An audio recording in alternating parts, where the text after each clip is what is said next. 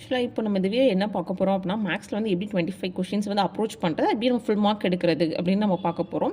First வந்து அதுக்கு என்ன பண்ண இந்த 15 டாபிக்ஸ் வந்து நம்ம வந்து கம்ப்ளீட்டாக கோ த்ரூ பண்ணணும். கோ த்ரூ பண்ணிவிட்டு இதில் இருக்க இப்போ ஒரு டாபிக்னால் அதில் என்னென்ன கான்செப்ட் இருக்குது அப்படின்னு சொல்லி எல்லா கான்செப்ட் மாடல்ஸ் எல்லாத்தையுமே நம்ம தெரிஞ்சுக்கிட்டோம் அப்படின்னா கண்டிப்பாக நம்ம 25 கொஷின்ஸை ஈஸியாக அப்ரோச் பண்ண முடியும். அது என்னென்ன டாபிக் அப்படின்னா ஃபர்ஸ்ட் வந்து simple interest, compound interest, time and work, percentage, ratio and proposition, LCM and HCF, simplification, மென்சுரேஷனில் 2D 3D ரெண்டுமே இருக்குது, profit or loss, AP and GP அதாவது arithmetic progress and geometric progress அப்படின்னு சொல்லுவாங்க. அதுக்கப்புறம் டைஸ் அண்ட் ப்ராபபிலிட்டி அப்படிம்பாங்க, age problem, average, statistics, அப்புறம் logical reasoning அப்படின்னா அது தனி வட்டி, கூட்டு வட்டி, அப்புறம் ஆட்கள் நாட்கள் அப்படிம்பாங்க.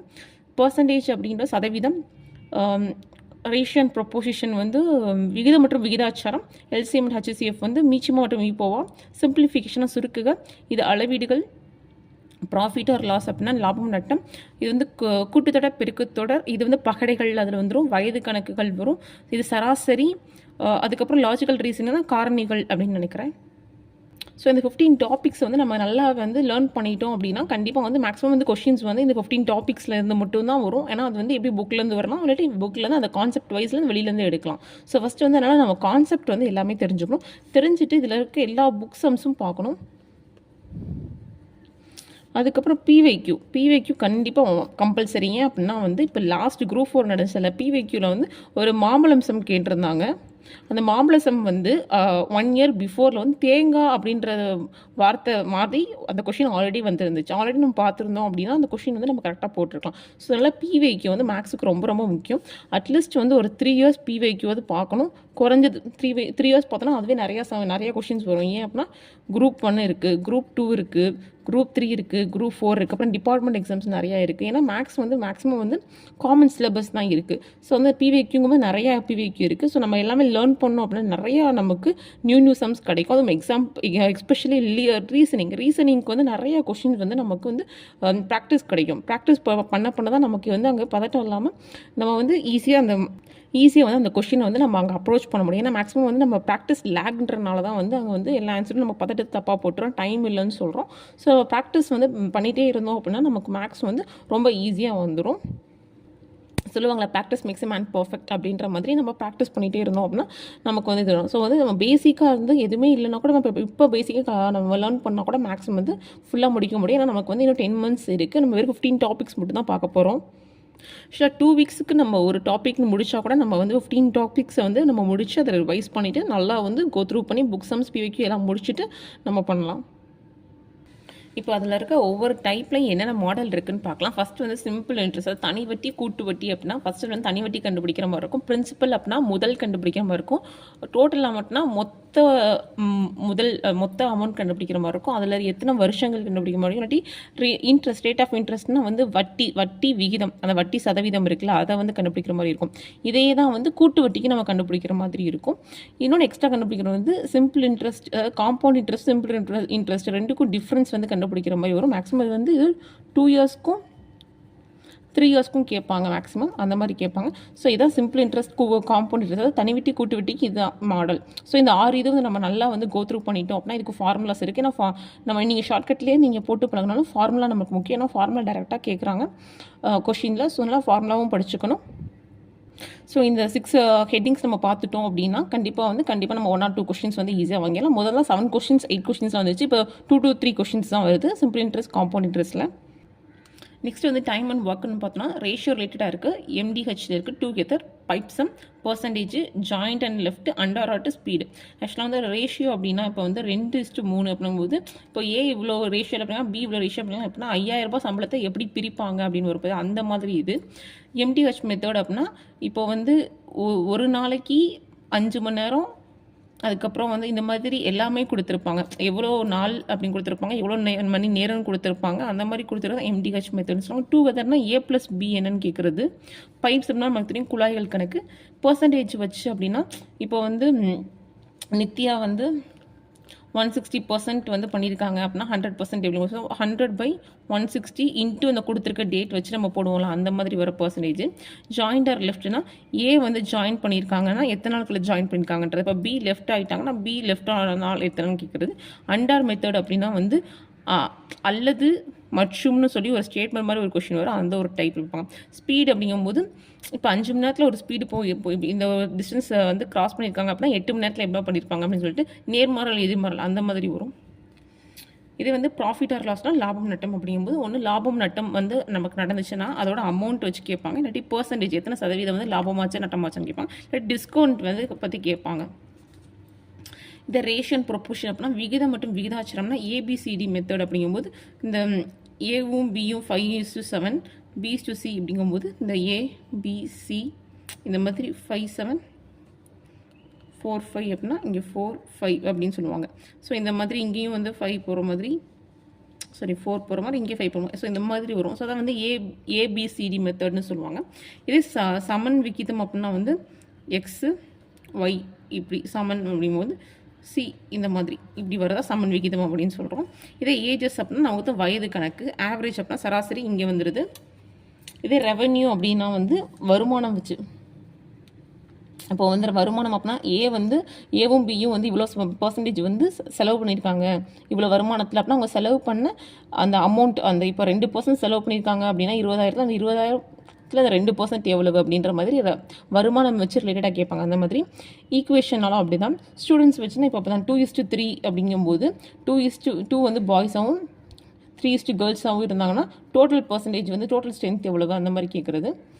இதே எல்சிஎம் ஹச்சிசிஎஃப்னா எல்சிஎம் டேரெக்டாக கேட்பாங்க, ஹச்சிசிஎஃப் கேட்பாங்க, ரிமைண்டர் வச்சு கேட்பாங்க.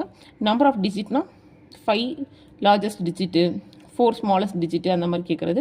ப்ராடக்ட் ஆஃப் நம்பர் அப்படின்னா எக்ஸ் வேல்யூ ஒய் வேல்யூ கொடுத்துருவாங்க, எல்சிஎம் வேல்யூ கொடுத்துருவாங்க, ஹச்சிசிஎஃப் வேல்யூ கேட்பாங்க, இல்லாட்டி ஏதாவது ஒரு வேல்யூ மட்டும் கொடுக்காம மித்ததான் கேட்பாங்க. ரிங்கிங் டுகெதர்னா வந்து ஒன்றாக ஒழித்தல்னு சொல்லி இது ரொம்ப ரொம்ப அடித்து துவைச்ச கேள்வின்னு சொல்லலாம், அடிக்கடி கேட்குறது.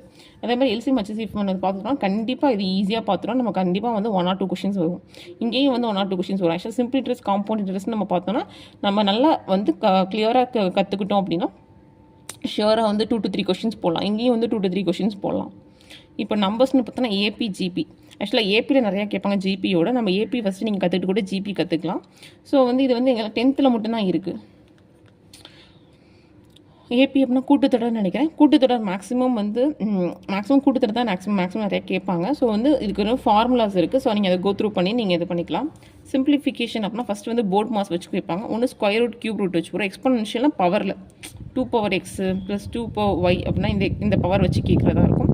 அல்ஜிப்ரா அப்படின்னு பார்த்தோம் அப்படின்னா இந்த ஃபார்முலா வச்சு இப்போ a + b ² அந்த ஃபார்முலா வச்சு, இல்லாட்டி a³ + b³ அப்படின்னா அந்த ஃபார்முலா வச்சு, அந்த மாதிரி ஃபார்முலா வச்சு நம்ம சால்வ் பண்ணுற மாதிரி வரும். ஈக்குவேஷன்ஸ் அப்படின்னா வந்து இப்போ ஏக்கும் இப்போ a/2ன்னு கொடுத்து b/3ன்னு கொடுத்து இங்கே வந்து c/4ன்னு கொடுத்தோம் அப்படின்னா ஏபிசி வேல்யூ என்னன்னு கேட்டாங்கன்னா அப்படியே ஏக்கு 2 பிக்கு 3 சிக்கு 4 அந்த மாதிரி ஈக்குவேஷன் கொடுத்து நம்ம கேட்குறது வரும். மென்சுரேஷனில் 2D 3D அப்படிங்கும்போது நிறையா இருக்குது. ஆக்சுவலாக வந்து மேக்ஸிமம் வந்து 2Dயோட 3Dயில் வந்து நிறையா கொஷின்ஸ் வரும். ஏன்னா அதில் வந்து கியூப் இருக்குது, கியூபாய்ட் இருக்குது, கோனு அந்த மாதிரி சிலிண்டர்ஸ் எல்லாமே இருக்குது. 2Dலையும் சிம்பிளாக பார்க்கணும் அப்படின்னா வந்து ரெக்டாங்குலர் இருக்குது, பேரலோகிராம் இருக்குது, ராம்பஸ் இருக்குது, ட்ரெப்பிசம், ஸோ அந்த மாதிரி இருக்குது. ஸோ அந்த மாதிரி நிறைய ஷேப்ஸ் இருக்குது. நீங்கள் ஒவ்வொன்றுக்கும் தனியாக ஃபார்முலாஸ் பார்த்துட்டு நீங்கள் அதுக்குள்ளே நீங்கள் கோ த்ரூ பண்ணணும். கண்டிப்பாக இதுவுமே நம்ம வந்து இது பண்ணக்கூடாது. புக்ஸ்லேயே நிறைய இடத்துல கவர் ஆகுது, 7th 8th அந்த மாதிரி நிறைய இடத்துல கவர் ஆகுது. ஸோ நீங்கள் புக் சம்ஸே நீங்கள் நிறையா பார்க்கலாம். அண்ட் எஸ்பெஷலி ஃபார்முலாஸ் நல்லா பார்த்துக்கிட்டோம் அப்படின்னா ஃபார்முலாஸ் தெரிஞ்சாலே நம்ம வந்து ஒர்க் அவுட் பண்ணிடலாம் கொஞ்சம் முடிஞ்ச அளவு. நெக்ஸ்ட்டு வந்து ஸ்டாட்டிஸ்டிக்ஸ் அண்ட் ப்ராபபிலிட்டி அப்படின்னா டைஸ்னால் பகடை, அதுக்கப்புறம் காயினை வச்சு கேட்பாங்க, கார்ட்ஸ் வச்சு கேட்பாங்க. மேக்ஸிமம் இப்போ இந்த ட்ரெண்டு. முன்னாடிலாம் ரேஞ்சு, மோடு, மீடியன் அப்படி அதாவது முகடுன்னு சொல்லுவாங்க, வீச்சுன்னு சொல்லுவாங்க, அந்த மாதிரி சொல்லுவாங்க. இதெல்லாம் முன்னாடி இது கேட்டுட்டு தான். இப்போ மேக்ஸிமம் இப்போ இந்த 2 years இந்த மாதிரி கொஷின்ஸ் வர்றதே இல்லை. ஆனால் பட் பார்த்துக்கிறது சேஃப் அப்படின்றது. ஆனால் இதுதான் வந்து மேக்ஸிமம் இப்போ ரொம்ப கேட்டுட்ருக்காங்க. பகடையில் வந்து இந்த மாதிரி எப்படி இருக்குது, காயின்ஸில் வந்து 2 காயின்ஸை வந்து ஒன்றா இது பண்ணணும், அதில் அந்த டிஃப்ரெண்ட் ஹெட் வந்து எப்படி விழுகுது அப்படின்னு சொல்லி கேட்குறாங்க. அந்த மாதிரி போயிட்டுருக்கு.